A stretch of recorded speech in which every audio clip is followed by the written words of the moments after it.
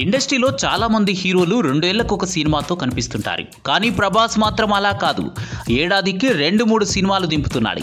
మళ్ళీ చేసేవి చిన్న సినిమాలా? కాదు, అన్నీ భారీ బడ్జెట్ సినిమాలే. ప్రస్తుతం డార్లింగ్ చేతిలో 2-3 సినిమాలున్నాయి. అందులో ఫౌజీ ఒకటి. ఫౌజీ అంటే తెలుగులో సైనికుడు అనే అర్థం. ఈ సినిమా కథ 1945 నాటి స్వాతంత్ర సమరం నేపథ్యంలో సాగుతుంది.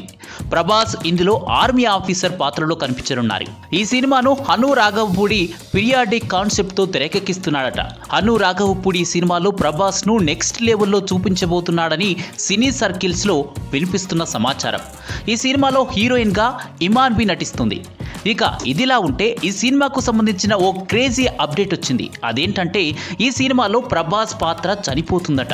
హను రాఘవపూడి లాస్ట్ మూవీ సీతారామంలో కూడా హీరో క్యారెక్టర్ చనిపోతుంది. నిజానికి అదే ఒక హై ఎమోషన్ క్యారీ చేసింది.